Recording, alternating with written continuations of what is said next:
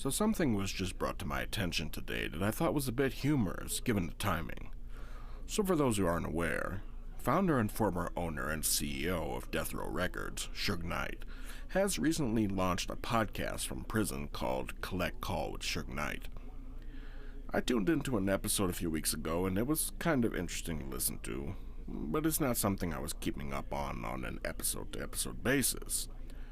But then Suge said something that relates to a point I made a few days ago in my Tupac video.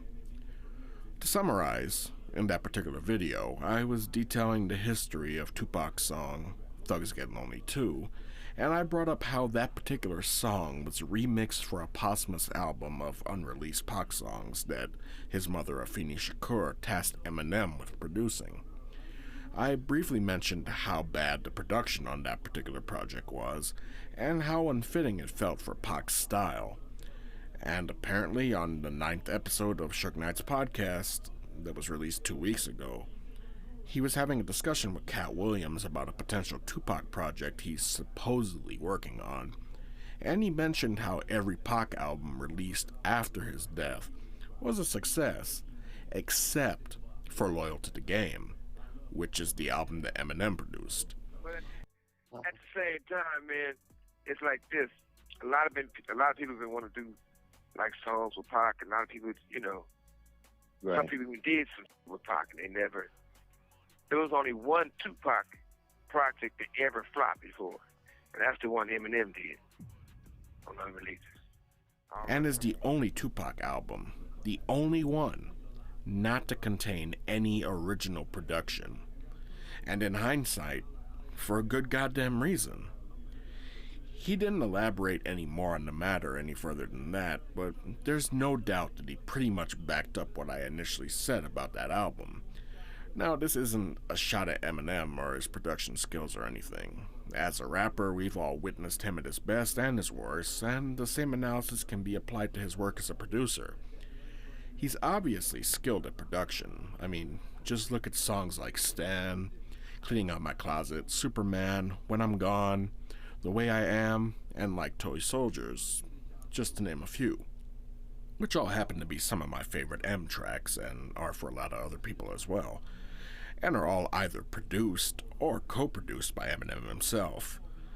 But just like every producer, M has his own distinct style and approach to crafting beats and instrumentals, and that style was never going to mix well with Tupac's vocals.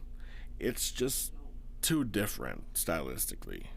The beats sound much more fitting to a Shady Aftermath album than a Tupac album, and Eminem had to do all kinds of weird shit to Pac's vocals to make them fit his production, and you should never have to do anything like that. Like altering the pitch and tempo and time stretching them to fit incompatible compositions, and also cutting and pasting syllables of Pac's vocals to make it sound like he's saying things that he's obviously not saying, such as 2005, G-Unit, Obi Trice, and M. And like I stated before, Thugs Get Lonely Too is the only song on that album that I personally felt suited Pac's style. But regardless, don't get it twisted. The original version with Tech 9 wins every single fucking time, no question. Anyway, I just thought that the coincidental timing of Suge bringing this up in relation to my mentioning it in my previous video was slightly humorous. On a final note, I suggest that anyone interested in the history of Death Row Records and the whole West Coast hip-hop scene of the 90s tune in to Suge Knight's podcast. I'm not saying it's all 100% factual or anything, as there are two sides to every story. And of course, in anything relating to Tupac, he obviously isn't here to speak his piece on any of those matters.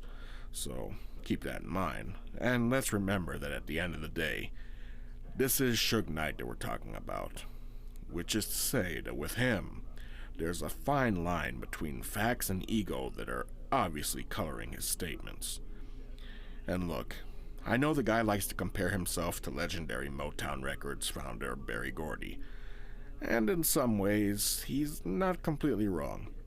What Death Row Records did for hip-hop as a whole as far as polishing it up and helping the genre break through and be accepted in the mainstream music world is undeniable. just like Motown did 30 years before. But the difference between the two is that Berry Gordy is a likable guy whose reputation remains untainted and whose legacy only strengthens with every passing day. While Suge Knight is, well, not exactly the greatest example of those attributes. And again, guys, don't get it twisted. I don't look to Suge as any kind of source of solidarity when it comes to backing up my opinions. I respect what he did for hip-hop as a whole and for the West Coast, but he's no role model of mine in my daily life. But the unfortunate truth is that we do share one similarity, and that's in our similar appearance. I know you all probably can't tell from my little animated avatar because of the fedora, but in real life I've been told that I share a strong resemblance to Suge Knight, especially at this period in my life. When I was a kid, I actually went through precocious puberty and had a full beard by the time I was 12 years old. So by the time I was 15, everyone used to say that I looked like Ice Cube with the beard and the way that I styled my hair at that time. Then when I was in my early 20s, I started losing my hair on my head, so I started shaving my head and just kept the beard long, and everyone started saying I look like Suge Knight, which I hear up to this day. I'm about to turn 32 and I've got all kinds of new gray showing up in my beard every day, so every time I see an updated image of Suge, I unfortunately look at it as a mirror of which direction I'm headed looks-wise. But I digress. Well, that's all for today, folks. Until next time, be safe, take care of yourselves and each other.